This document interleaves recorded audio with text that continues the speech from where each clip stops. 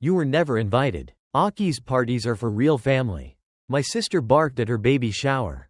Then find a new home, I said while filing the eviction notice. That morning, I never imagined I'd be the guy who showed up for Christmas with a car full of presents, only to be treated like some forgotten delivery guy. But here I am. My name is Brian. I'm 37, and until not long ago, I was the one paying the bills for a house I didn't even live in. Technically, it was my sister's place, or at least that's what she told everyone. To them, she was the hard-working single mom who somehow got herself a nice 4-bedroom house in the suburbs. But to the bank, and more importantly, to me, I was the one listed on the loan. She moved in after getting divorced, with her 2 kids and a sad story about needing a fresh start. And I, being the guy with a steady paycheck and a soft heart, offered to help her out. That was 5 years ago. At first, I didn't mind. She was my sister. After all, my family. Seeing her struggle to cover daycare, food, and unpaid child support, I thought the least I could do was step in. I bought the house under my name, let her live there without paying rent, and paid the mortgage every single month like clockwork. She promised she'd take over once she got back on her feet. One night, we even made a pinky promise over a pizza box. I still remember the grease mark near the place where we signed our little informal deal. Just something to hold us over until she could refinance. But months turned into years, and her promises turned into excuses. After tax season, or once I pay off the car, or when the kids are in school, there was always something. I still didn't say anything. I thought pushing her would make me the bad guy. And in our family, I was always the nice one, not the favorite. That was Sarah. Sarah could set the curtains on fire and my mom would call it creative. But me? I was reliable, plain, the one who filled in whenever something was missing. Need the fence fixed? Call Brian. Car won't start? Ask Brian. Christmas dinner? Brian. Bring the food and chairs. This year, I even wrapped all the presents myself. I picked good ones too, nothing cheap or recycled. I got her son the Lego set he'd wanted since July. Her daughter a Kindle with books I picked out myself. And for Sarah, a brand new espresso machine. A fancy one. She loves her morning coffee and had joked back in October that her old one was dying. I packed everything in my trunk, checked the ribbons 3 times, and drove through snow across town to make it by noon. When I pulled up, I saw more cars than usual. Cousins, maybe some of her friends, maybe even her ex-husband's sister. Sarah always liked things to be weird. I knocked and walked in like I always did. The living room was packed, lights glowing, someone already cutting the ham. Sarah stood by the tree in a dark green sweater, holding a glass of sparkling pomegranate juice in one hand and her phone in the other. She looked up, blinked like I was a mistake, then gave a small smile, but not the kind that says, "I'm happy to see you." It was stiff and forced. "Oh," she said, then walked past me to grab something from the counter. "Oh, didn't know you were coming."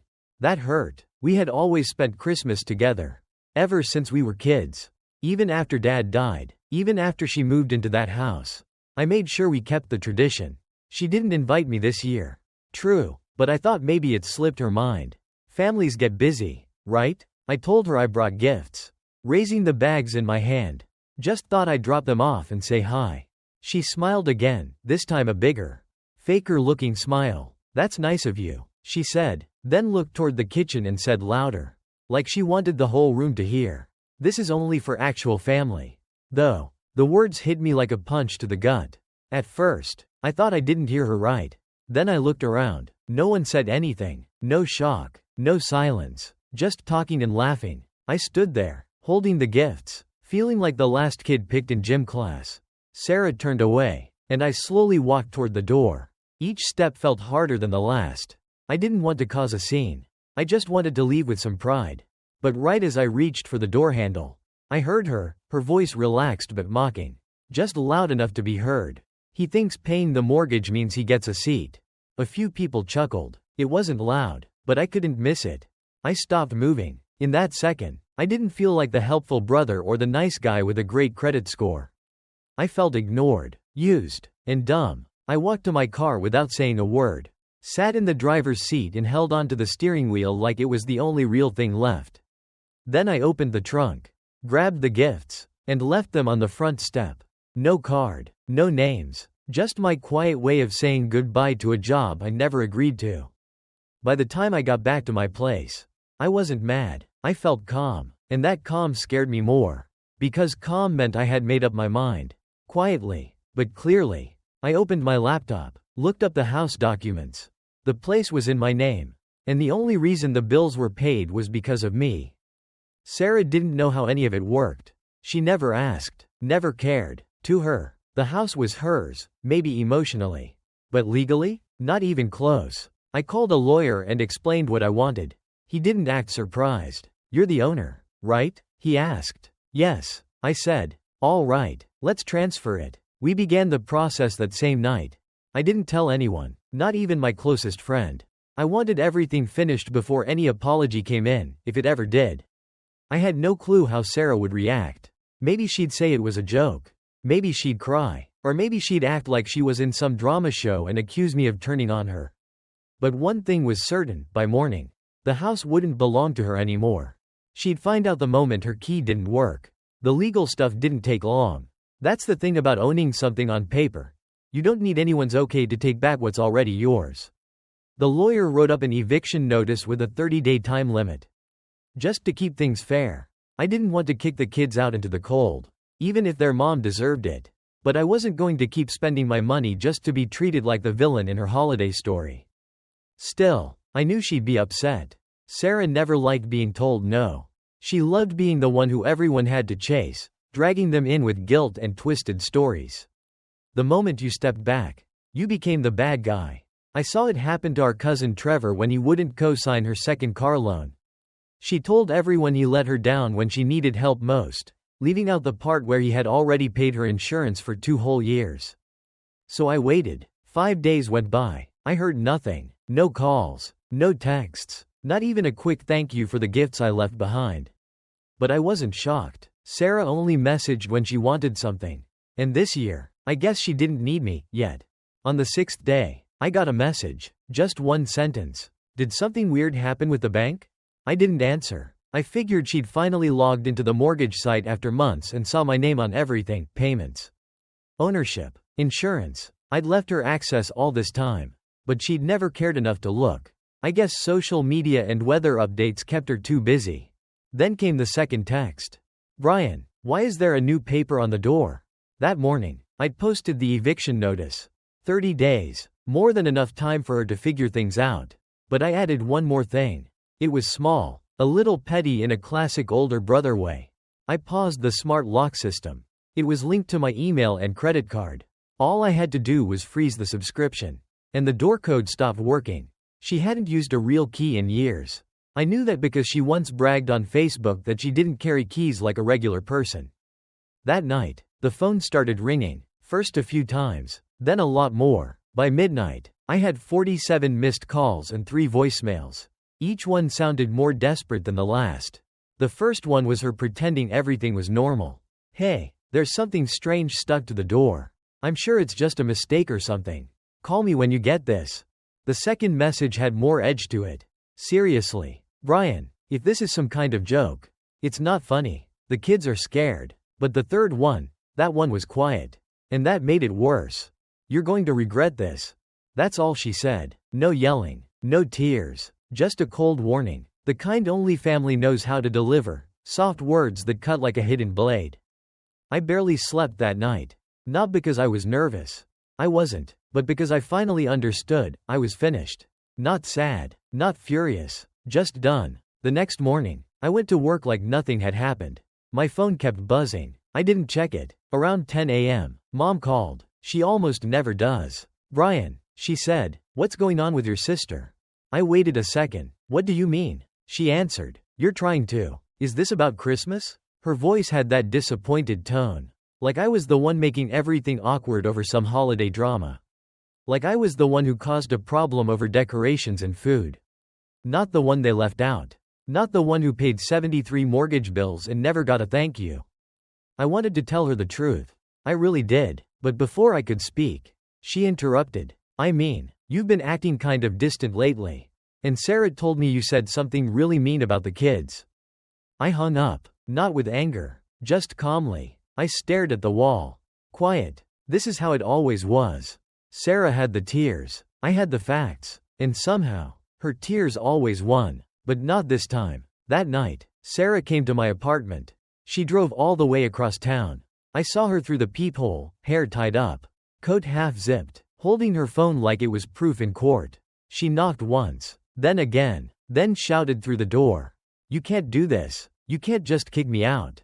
That's my house. I live there. My kids go to school nearby." I didn't say a word. I just turned up the TV and waited for her footsteps to fade. 3 more days went by. Then she did what she always does when she runs out of options. She got the rest of the family involved. I started getting texts from my aunt, my cousin in Michigan, even my 12-year-old niece who doesn't know the difference between a mortgage and a soft pretzel. "Hey, Uncle Brian, Mom says we're going to be homeless. Can we stay with you?" Sarah was doing what she always did, turning guilt into a weapon. She told everyone I was upset about not getting invited to dinner and that I got back at her by taking away her house. She left out the part where she lived rent-free for 5 years. She didn't mention the fancy espresso machine I gave her that she never said thank you for. By the end of the week, she was doing Facebook live streams. I'm serious. Crying, sniffling, background piano music playing like it was a movie scene. "Some people don't care about family anymore," she said in one of them, wiping her eyes with a tissue. "They forget who stood by them when no one else did." I nearly choked on my coffee. "You stood by me? I was the one paying your property taxes while you were vacationing in Cabo last spring."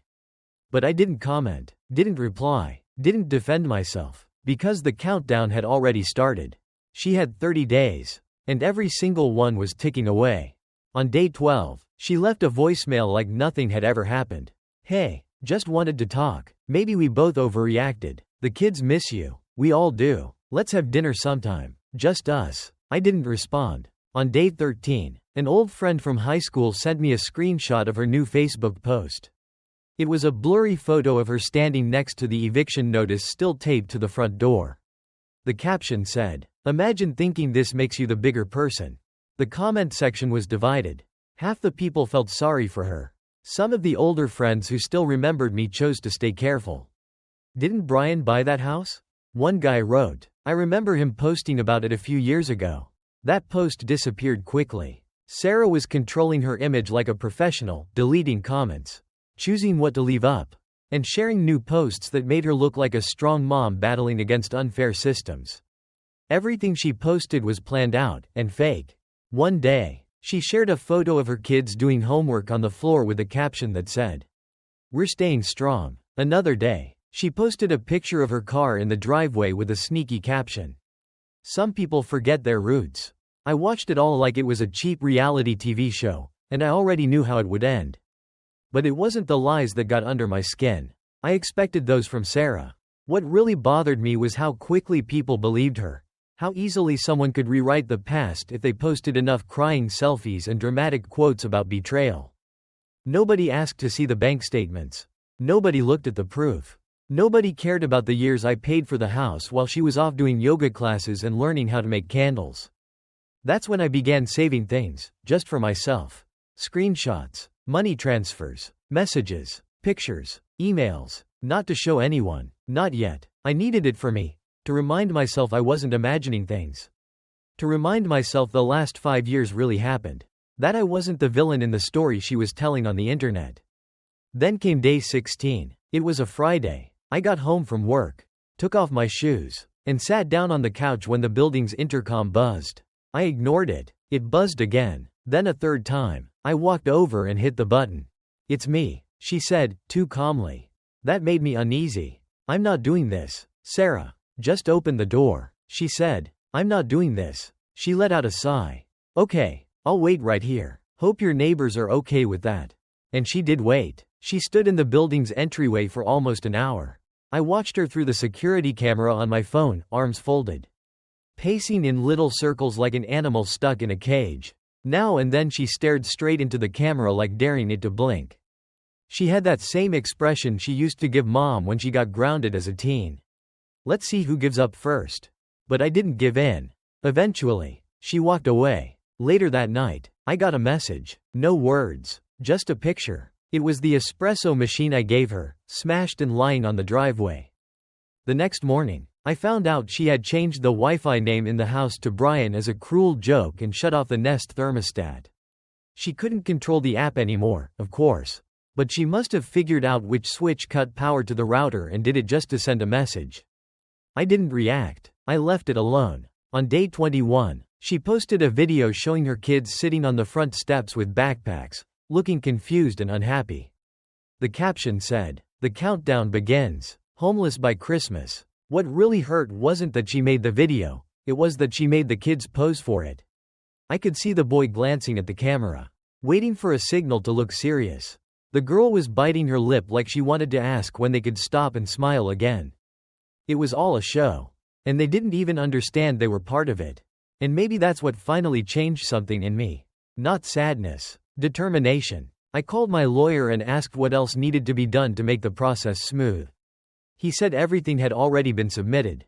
The final notice would be posted in 5 more days. After that, she had 1 week to move out. Can she delay it? I asked. Only if she files an official complaint or tries to claim she's a tenant using some technicality. But since you legally own the house and she hasn't paid rent or bills, no. She has no legal case. So I waited, and on day 27, I got a call from her new boyfriend. I didn't even know she was dating someone. But suddenly he was calling me at 11:37 p.m. He said she had told him everything. His voice was full of judgment. "Honestly, man," he said, "you're being a real jerk." I nearly laughed. "She's your sister. Man, the kids look up to you. You're seriously going to make them move right before the holidays?" I waited. I gave her 5 years. I said, "You've known her 5 weeks." He didn't answer. Then came the same threat I'd already heard, just from a different voice. "You'll regret this." The police showed up the next day. But I didn't call them.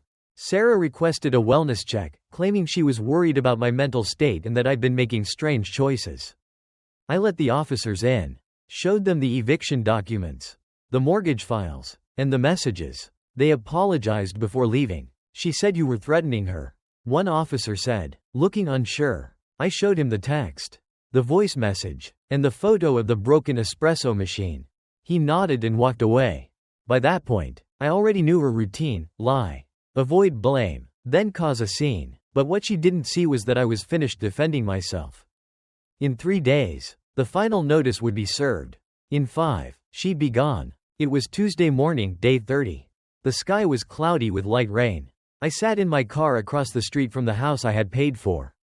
Heat on low, holding coffee, watching through the windshield. I wasn't hiding. I just didn't want her to see me and start acting again. Sarah lived for attention, even when things fell apart. She needed an audience. The deputy was calm, professional, and not interested in any drama. He knocked 2 times, waited, then spoke into his radio. "Subject is at the location," I faintly heard through the open window. He handed over the final eviction notice. Sarah opened the door wearing a pink bathrobe and heavy makeup. Like it was a normal morning. She froze, then began waving her hands while speaking, just as expected. Her boyfriend appeared behind her. No shirt. They tried to delay the process, explain their side, and twist the facts one more time. But the law doesn't run on feelings. It runs on documents. And every paper said the same thing: the house wasn't hers. It never was. The officer gave her 48 hours to leave. 2 days. No more extensions. No more calling mom. No more pretending she didn't know. No more false promises. Just 2 days to pack and go. I didn't approach the house. I didn't wave. I finished my drink and drove off. That night, my phone stayed quiet. No angry messages. No fake apologies. Just complete silence. The next afternoon, I got a message from my cousin Natalie, the one who always stayed neutral. "Hey," she wrote, "just wanted to say I know this wasn't easy. But you were right. I'm sorry for not speaking up earlier." I stared at the message longer than I thought I would. Not because it changed anything, but because it was the first time someone admitted I wasn't the villain. Then came the difficult part: taking back the house. The eviction deadline ended on Thursday morning. I took a day off work, called a locksmith, and met him outside the house at 10 a.m. Sarah and her boyfriend were already gone. No fight, no final words, just a dent in the garage, cigarette butts on the front step, and a recycling bin filled with empty sparkling juice bottles and pizza boxes. Inside the house, everything was a mess. Furniture knocked over, marks on the walls. The kids' rooms looked like they were packed in a rush, drawers open, clothes half hanging. She took the appliances I had paid for. She left broken ones. The espresso machine was gone. I thought the TV might be missing too, but it was still there. Maybe because it belonged to me. Or because it was bolted in, too much trouble to remove. But the worst thing? A note taped to the fridge, written with a marker on a crumpled paper plate. Congrats. Hope it was worth it. No name, no goodbye, just bitterness written in thick black ink like a final insult.